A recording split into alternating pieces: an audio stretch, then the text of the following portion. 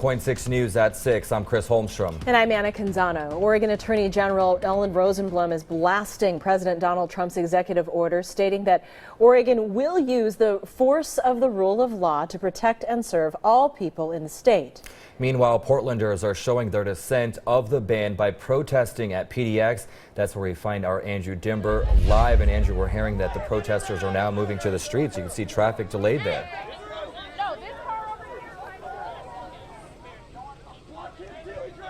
Hey, Chris and Anna, this is a live look now outside of the Portland International Terminal. The protesters are now blocking traffic. We're a ways away from the terminal, and if you can see, Zach, if you want to pan over here, how backed up traffic is. We've also got a couple of updates for you. Since our last live shot, we told you that a pro-Trump supporter was assaulted. The Port of Portland police have confirmed that, and they also said that they did not fire rubber bullets, but more of crowd control bullets that are similar to a paintball gun. This after pro-Trump supporters clashed with some of the protesters here. Since then, those pro-Trump supporters have left, as have police. Now, when one of those pro-Trump supporters was knocked unconscious and on the ground, that's when police moved in riot gear. They were able to get that man out of the airport, and police went with him. And this is now a live look of what's going on now. No police presence and no pro-Trump supporter presence.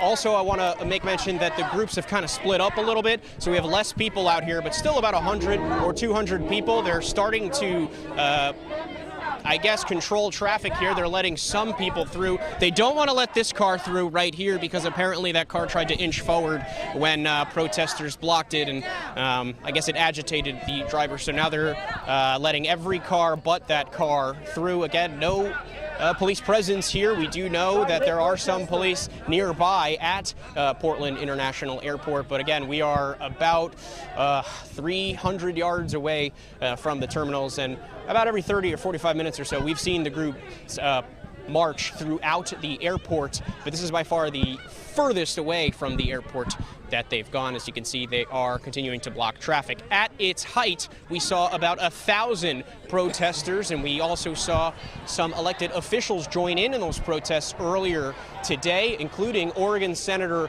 Jeff Merkley, who addressed the crowd. This is what he had to say. Not only is Lady Liberty crying, the words that she says, "Give me your tired, your poor, your huddled masses yearning to breathe free." She didn't say, "We're going to slam the door on the poor, the tired, the huddled masses." We are a nation of immigrants, and we must stand together for the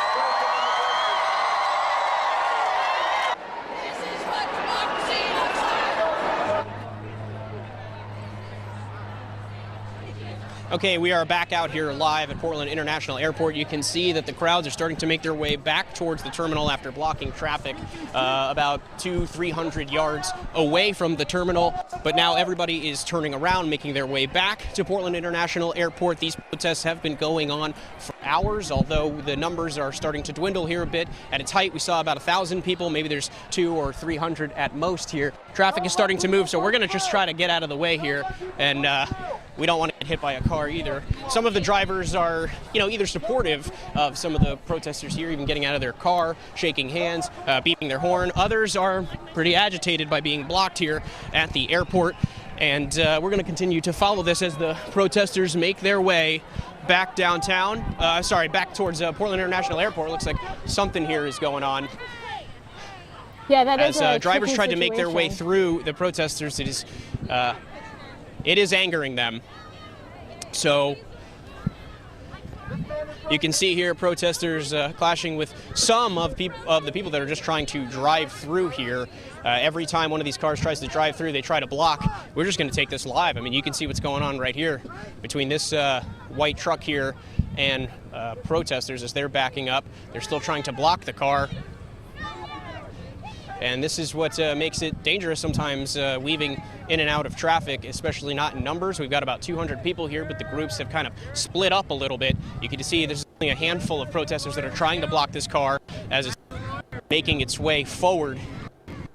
This outside of the airport, still technically the airport, but just outside the terminal, starting to make their way back towards Portland. A tough situation.